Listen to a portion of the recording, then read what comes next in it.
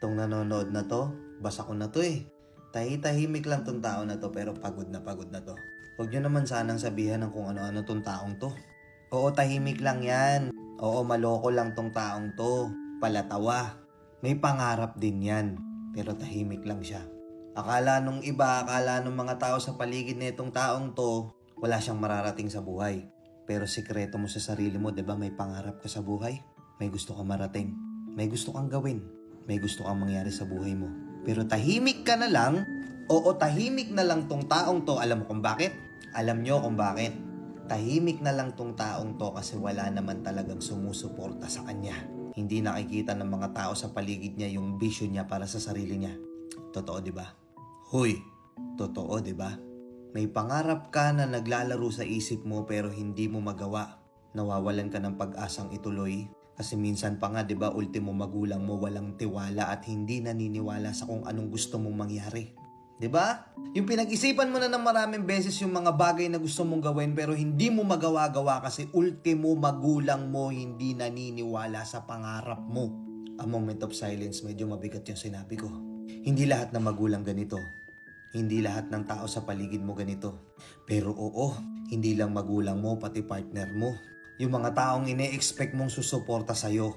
Hindi sila maniniwala sa kung anong gusto mong gawin kahit na pag-isipan mo na yun ng maraming beses. Pagtatawanan ka lang nila. Sasabihin lang nila sa'yo baka nahihibang ka lang. Hindi yan para sa'yo.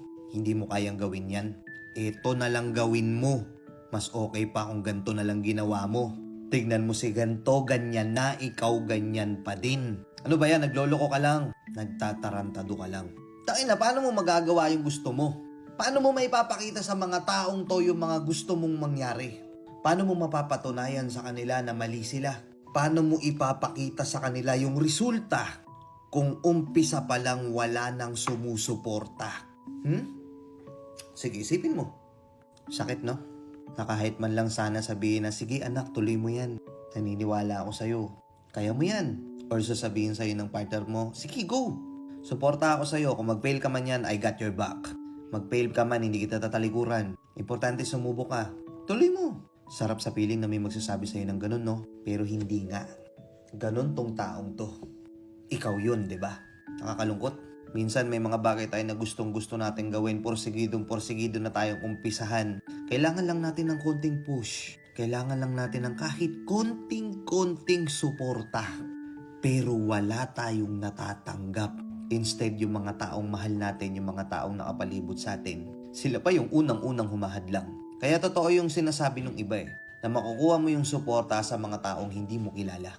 Pero yung mga nandyan, mga kamag-anak mo, asawa mo, magulang mo, kapatid mo, sila pa yung uunang hadlang sa'yo. Hindi lahat ganun, pero oo nangyayari to.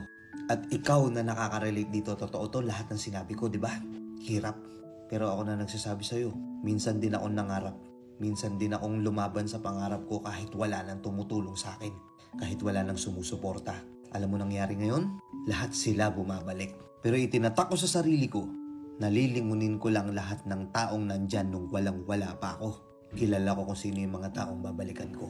Nakuha mo? Let's go and peace out.